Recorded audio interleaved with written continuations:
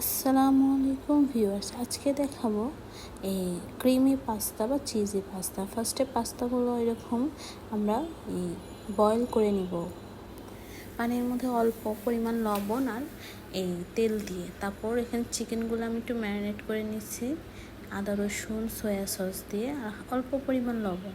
এখানে নিব আমরা 4টা মিট বল, 2টা সসেস। এখন পাস্তা বয়েল হয়ে গেলে আমরা ভালো করে দেখে নিব যে হ্যাঁ বয়েল হয়েছে কিনা। এই পাস্তা টাইম 7 থেকে 8 মিনিট লাগবে বয়েল হতে। একটা প্যানে আমরা অল্প পরিমাণ তেল আর চিকেনগুলো দিয়ে দিব। চিকেনগুলো হালকা করে ভেজে নিব। এর মধ্যে টুকরো করে মিট বল আর সসেস আমরা দিয়ে দিয়েছি। ভাজা হয়ে গেলে সেটার মধ্যে আপনার বাটার ছিল না, তো আমি ঘি ইউজ করেছি। এর মধ্যে কুচি করে রাখা রসুন কুচি দিয়ে ভালো মতো নেড়ে চেড়ে নিব। এই সময়ে আমরা চুলার ফ্লেমটা অবশ্যই লোতে রাখবো। এখানে 2 চা চামচ পরিমাণ ময়দা নিয়ে নিয়েছি। তারপর 2 কাপ সমান গরুর দুধ, আমার এখানে গরুর দুধ ছিল এই জন্য গরুর দুধটা ইউজ করেছি। তারপরে তো লবণ দিয়ে দিলাম 2 চা চামচ।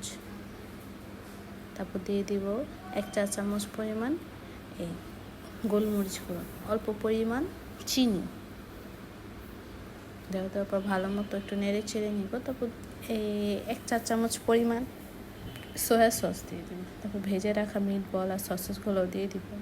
ঠিক ঘনত্বটা এরকম হয়ে আসবে তখন দিয়ে দিব পাস্তাগুলো দিয়ে ভালো মতো নেড়ে চেড়ে নেব আমরা, যেন ভালো মতো পাস্তাটা ক্রিমি হয়ে ওঠে।